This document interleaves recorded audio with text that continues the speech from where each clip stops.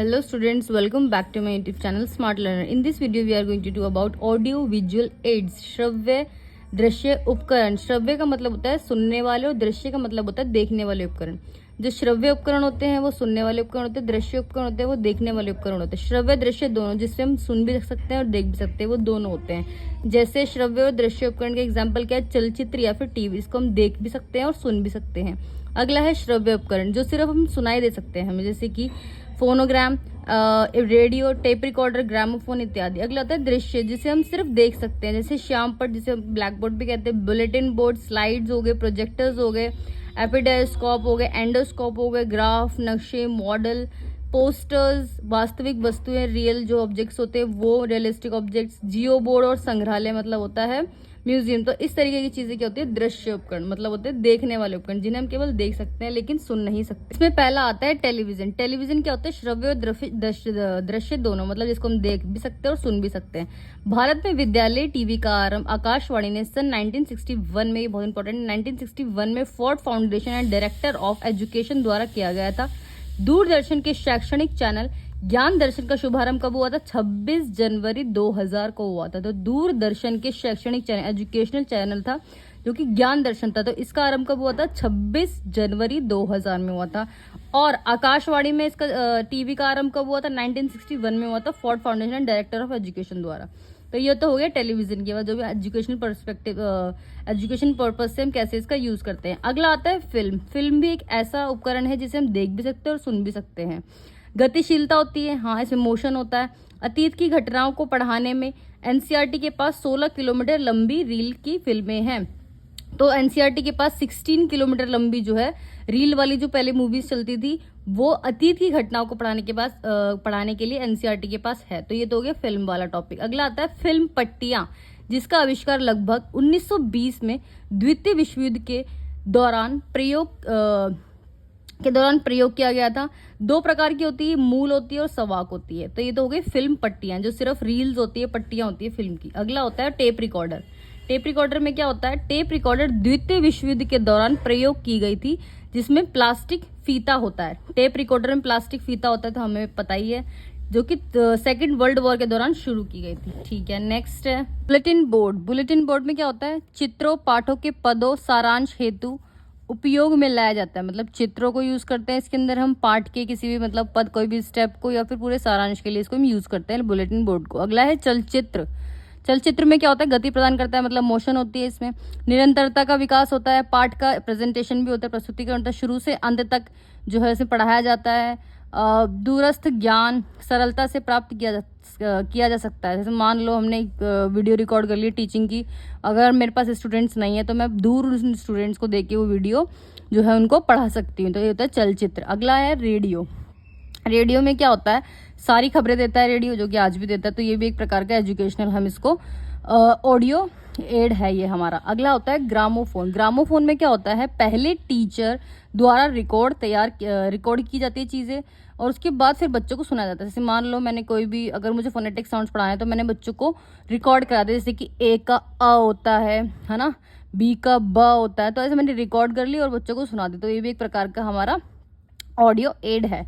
अगला हमारा क्या आता है? Lingua phone. लिंगवा फोन में क्या होता है?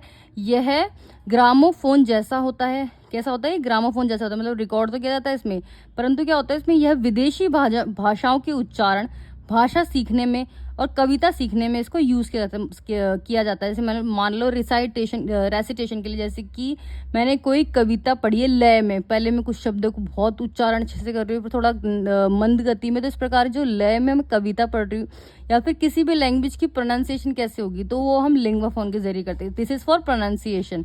नेक्स्ट इज चित्र विस्तारक यंत्र. चित्र बड़ा करके, मतलब जूम करके जो है इसमें दिखाया जाता है. अगला है चित्रदीप.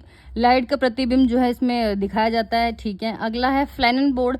इसमें क्या होता है? लकड़ी का बोर्ड होता है, उस पर ऑल पिन से दबाकर चार्ट, पोस्टर या फिर न्यूज़पेपर की कटिंग को हम लगा देते हैं, तो उससे बच्चे जो है लर्निंग करते हैं. Next is stereograph. इसमें क्या होता है? लंबाई, चौड़ाई, मोटाई दिखाई जाती है. इमारत व मीनार आदि दिखाई, जैसे किसी भी प्रकार की बिल्डिंग की मोटाई, लंबाई, चौड़ाई क्या, ये हम स्टीरियोग्राफ के द्वारा दर्शाते हैं. अगला है विद्यालय प्रदर्शनी. विद्यालय प्रदर्शनी क्या होती है? This is for creative students. Creative students के लिए होती है ये.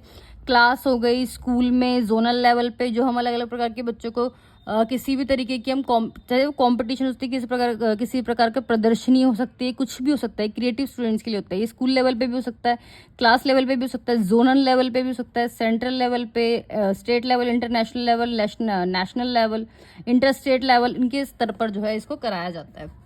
तो ये तो हो गई हमारी विद्यालय प्रदर्शनी। ये भी हमारा इंपॉर्टेंट, हम एज इसको ऑडियो विजुअल एड्स हम इसमें कर सकते हैं। जियो बोर्ड, जियो बोर्ड में क्या होता है, इसमें समान दूरी पर कीलें लगा दी जाती है। दिस इज फॉर मैथ्स के लिए जो है जियो बोर्ड में अलग अलग शेप, जैसे कील्स अलग अलग जगह पे कील लगा के फिर उसमें अलग अलग तरीके की शेप, जैसे ट्राइंगल शेप या फिर पैरेललोग्राम या फिर कई प्रकार के अलग अलग शेप्स हम इसमें दर्शा सकते हैं जियो बोर्ड के जरिए। तो ये हो गया हमारा जियो बोर्ड। ये हमारा एक प्रकार का दृश्य उपकरण है जो कि है विजुअल एड। अब आते हैं श्रव्य दृश्य साधनों की उपयोगिता, मतलब इसकी क्या यूजेज है, इससे हमें क्या फायदा होता है, टीचर इसको यूज करते क्यों है, आखिर क्या है इसके रीजन इसको यूज करने का। फर्स्ट है, इसके द्वारा छात्रों को इंद्रिय अनुभव प्रदान किए जाते हैं, मतलब बच्चे जो है अब बहुत ज्यादा अपने इंद्रिय एक्टिव रखते हैं, चाहे वो आंखों की हो चाहे वो सुनने की हो, तो ये चीजें होती है।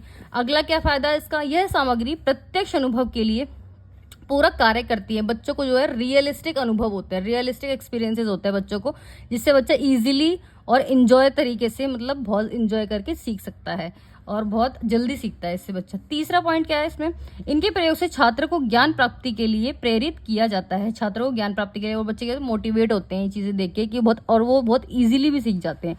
अगला क्या इसका रीजन है, यह सामग्री पिछड़े हुए छात्रों के लिए बहुत उपयोगी है। क्यों, क्योंकि बच्चे इंटरेस्ट नहीं लेते। अगर हम बच्चे को चार्ट्स या फिर अलग अलग मोशन पिक्चर्स के जरिए पढ़ाएंगे तो बच्चे इंटरेस्ट लेना शुरू कर देंगे, जिससे कि वो बच्चे जो पिछड़े हुए हैं वो भी अपनी पढ़ाई में इंटरेस्ट लेंगे। फिफ्थ वाला पॉइंट हमारा क्या है, सबसे प्रमुख बात यह है कि इसमें प्रभावोत्पादक वातावरण प्रदान किया जाता है, उत्पन्न हो जाता है, जिससे छात्र ज्ञान प्राप्ति करता है और नवीन छात्रों को नई बातों को इजीली जो है सीख जाता है। इसमें क्या होता है, एक अलग ही तरीके का इन्वायरमेंट क्रिएट होता है और वो भी बहुत इफेक्टिव, जिससे क्या होता है छात्र ज्ञान प्राप्ति भी करता है और नई नई बातों को इजीली जो है अडेप्ट कर लेता है। ये भी एक रीजन है इसको यूज करने का। अगला सिक्स्थ पॉइंट है, इसके द्वारा छात्रों की कल्पना, मतलब इमेजिनेशन पावर, तर्क की क्षमता और निर्णय शक्तियों के विकास होता है। तो इस प्रकार की सारी शक्तियों का विकास होता है श्रव्य दृश्य सामग्री को यूज करने में। आई होप आप सबको दृश्य श्रव्य सामग्री के बारे में, इनके साधनों उपकरणों के बारे में पूरे अच्छे तरीके से थॉरली समझ में आया होगा। I hope you like this video. Thanks for watching.